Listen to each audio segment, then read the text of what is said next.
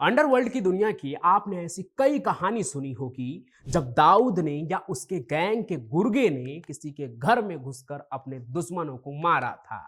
लेकिन किसी की यह हिम्मत नहीं हुई कि वो दाऊद के घर में घुसकर उसे मारे, सिवाय उसके बाप के। यहां तक कि पठान गैंग के अमीरजादा और आलमजेब ने भी दूर से ही मुसाफिर खाना पर हमला किया था।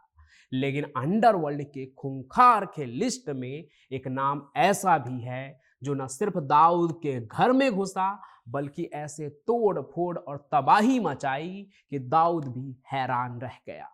हिम्मत इतनी थी उसमें कि दाऊद को खत्म करने के लिए उसने दुबई से लेकर कीनिया तक जोर लगाया।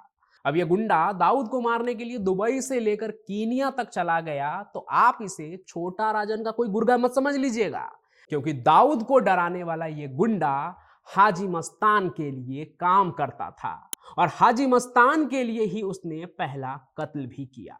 लेकिन इस कत्ल के बाद वो ऐसा जल्लाद बन गया जिसे देखते ही लोग अपना रास्ता बदल लेते थे। दुकानदार अपने दुकान का शटर बंद कर देते थे। मुंबई के सड़कों पर जिसकी कभी इतनी धाक थी, उसका नाम था कालिया एंथोनी। वही कालिया जिसने अपनी मासूका के साथ छेड़खानी करने वाले को पुलिस चौकी के पास ही सरेआम 38 बार चाकू घोंपा था। आज आप सभी को इसी गुंडे की कहानी सुनाने जा रहा हूं, जिससे दाऊद भी कभी डरता था। तो कालिया एंथोनी की कहानी की शुरुआत होती है तमिलनाडु के एक खूबसूरत से गांव से लगे समुद्री तट से, जहां उसके दादाजी घास का व्यापार करते थे। कालिया एंथोनी नाम सुन के आपको ये क्रिश्चियन लग रहा होगा। हालांकि वो क्रिश्चियन था भी, लेकिन उससे पहले उसका परिवार हिंदू हुआ करते थे। फिर बाद में उन्होंने क्रिश्चियन रिलीजन को फॉलो करना शुरू कर दिया। 11 भाई बहन में कालिया का बड़ा भाई रॉबर्ट थोड़ा पढ़ लिख गया था, इसलिए वो तमिलनाडु से मुंबई आ गया और पीछे पीछे उसके कालिया भी मुंबई पहुंच गया। वो अपने भाई के पास रहकर काम धंधे की तलाश करने लगा। फिर आगे चलकर वो मुंबई के खार इलाके स्थित रेलवे कॉलोनी में ही रहने लगा, जहां उसके कुछ जान पहचान के लोग भी वहां रहा करते थे। और ये वही जगह थी जहां से कालिया के लिए अंडरवर्ल्ड के दरवाजे खुले, क्योंकि कालिया उन लोगों में से नहीं था जो बाहरी होने की वजह से लोकल लोगों के लात जूते खाए, बल्कि वो इससे उलट था। वो लोकल लोगों को ही मुंबई में कूट दिया करता था। इस वजह से ही उसकी दोस्ती अंडरवर्ल्ड से जुड़े लोगों के साथ हो गई। और फिर कालिया की तो पर्सनालिटी ही कुछ ऐसी थी कि आम आदमी उसे देखकर ही घबरा जाए। वो शरीर से एकदम हट्टा कट्टा था। उसकी आंखें अक्सर लाल रहा करती थी, रंग उसका पूरी तरह से काला था और उसके घुंघराले बाल, ये सभी चीजें उसे बहुत खतरनाक बना देती थी। आलम यह था कि दारू का अड्डा हो या फिर कोई दुकानदार उसे देखकर अपना दरवाजा ही बंद कर लेते थे कि पता नहीं कालिया एंथोनी आ गया तो क्या हो जाएगा। कालिया चाहे कितना भी खूंखार क्यों ना हो, उसके सीने में भी दिल था जो धड़कता था। साल 1972 और 73 के दौरान उसे एक लड़की से प्यार भी हुआ, लेकिन लड़की मुस्लिम थी और उम्र में भी काफी छोटी थी, इसलिए रिश्ता ज्यादा दिन चला नहीं। फिर आगे चलकर कालिया को एक और लड़की से प्यार हुआ। इस बार सामने की जो लड़की थी वो कोई बच्ची नहीं थी, बल्कि थोड़ी मैच्योर थी और कॉन्वेंट स्कूल में पढ़ी लिखी भी थी। इसलिए कालिया ने इस प्यार को रिश्ते में बदल दिया और उससे शादी कर ली। आगे उनके बच्चे भी हुए। प्यार के अलावा दूसरी तरफ साल 1978 आते आते कालिया पूरी तरह से क्राइम की दुनिया में रम गया था। मारपीट से लेकर जबरदस्ती हफ्ता वसूली, ये सब कुछ कालिया गैंग बनाकर ऑपरेट करने लगा था।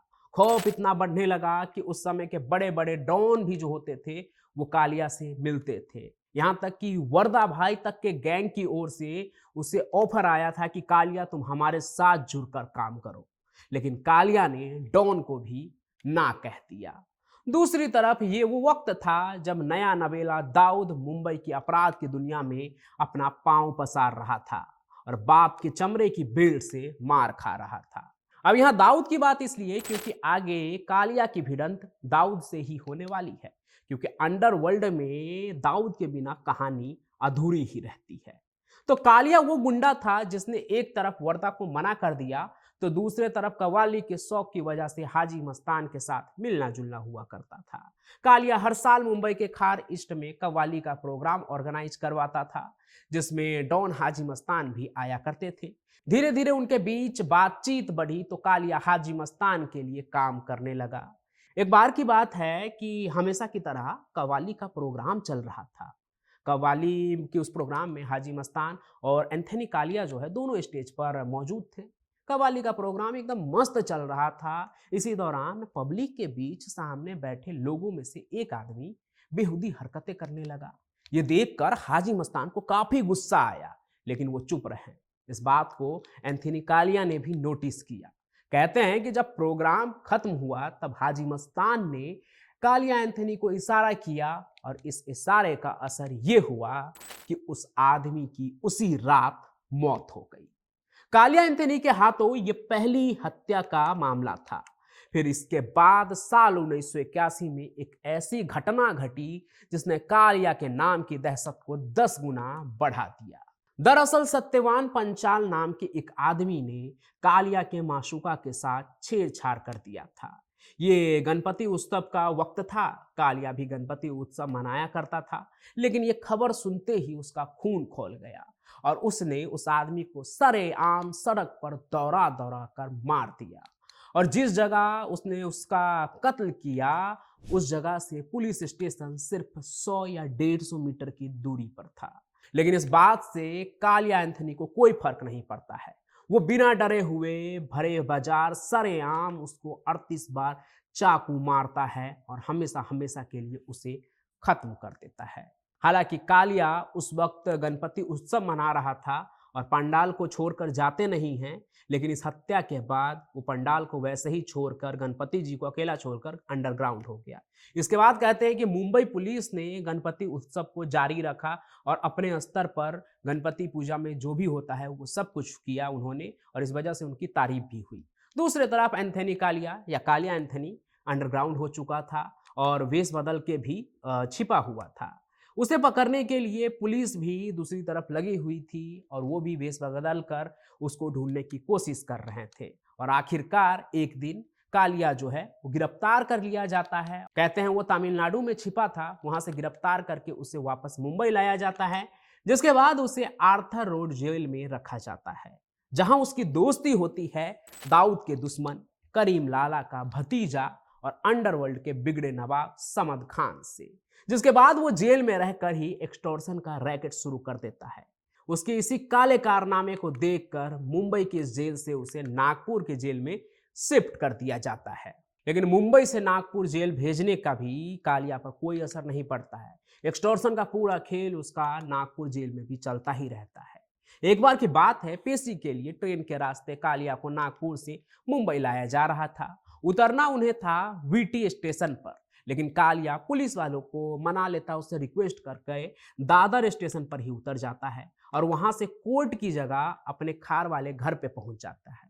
घर वाले से मिलने के बहाने वो घर के अंदर जाता है। पुलिस वाले बाहर बैठकर चाय पी रहे होते हैं और अंदर कालिया परिवार वाले को जो भी पैसों की उगाही वो करके लाया था वो थमा देता है और वहां से फरार हो जाता है। अब मुंबई पुलिस के मुंह पर कालिक पुज जाती है कि जिस कैदी को वो कोर्ट में पेशी के लिए लेकर जा रहे थे वो अपने घर जाकर फरार हो गया। हालांकि मुंबई पुलिस ने भी फुर्ती दिखाते हुए कालिया एंथनी को दोबारा से पकड़ लिया और जेल के अंदर डाल दिया, लेकिन अभी तक उसका और दाऊद का सामना नहीं हुआ था। एक ऐसी भिड़ंत जो कि अंडरवर्ल्ड में कयामत ला देती।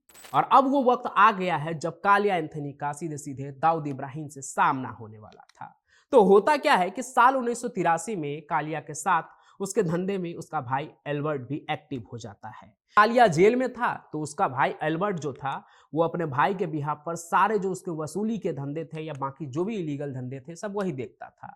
अगर कोई भी एल्बर्ट के पैसे मांगने पर मना कर देता तो वो उसके साथ बुरी तरह से मारपीट भी किया करता था। ऐसे ही एक मारपीट में दूसरे तरफ के गैंग के किसी साथी की मौत हो जाती है, जिसके बाद वो गैंग वाले एल्बर्ट की हत्या करने की प्लानिंग शुरू कर देते हैं। फिर एक दिन सुबह के 11 बज रहे थे। एल्बर्ट उस वक्त खार ईस्ट के एक रेस्टोरेंट में बैठकर नाश्ता कर रहा था। उसी वक्त 8-10 लोग धारदार हथियार लेकर उस रेस्टोरेंट पे पहुंच जाते हैं। एल्बर्ट वहां से भागता तो है, लेकिन पिछला दरवाजा जो होता है रेस्टोरेंट का वो बंद हो जाता है और वो उस रेस्टोरेंट के ही किचन में फंस जाता है। वो 8-10 लोग एल्बर्ट को घेर लेते हैं, वही किचन के टेबल पर लिटाकर उस धारदार हथियार से तब तक एल्बर्ट को मारते हैं जब तक कि उसकी जान नहीं चली गई। इसके बाद भाई के हुए इस निर्दयी कत्ल से जेल में बैठे कालिया एंथनी को बहुत जबरदस्त शौक लगता है। वो पागलों की तरह अपने भाई के हत्यारों को ढूंढने लगा। इसी बीच कालिया एंथनी की मुंबई के नए डॉन दाऊद इब्राहिम से भी तनातनी चल रही थी। इसलिए कालिया को शक हुआ कि कहीं एल्बर्ट की हत्या के पीछे दाऊद इब्राहिम का तो हाथ नहीं है। दूसरी तरफ कालिया ने वर्दा भाई का भी नुकसान किया था। उनके हथियार के खेप को उसने लूट कर नुकसान किया था। तो उसे यह भी लग रहा था कि कहीं वर्दा तो इसके पीछे नहीं है, यह भी शक उसे हो रहा था। लेकिन वर्दा से उसकी सुलह हाजी मस्तान करवा चुका था, बदले में जो कंपनसेशन था वो भी कालिया भर चुका था वर्दा को।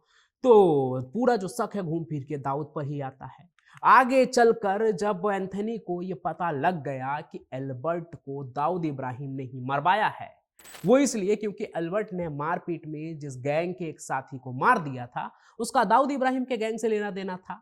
तो अब भाई के कत्ल के बाद कालिया ने तय कर लिया कि वो दाऊद इब्राहिम से बदला लेकर रहेगा, जान के बदले जान लेगा।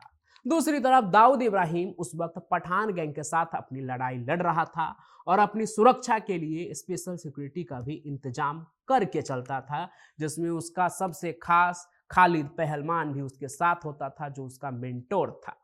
लेकिन इन तमाम चिंताओं के बाद भी कालिया एंथनी ने एक दिन दाऊद इब्राहिम के घर पर धावा बोल दिया।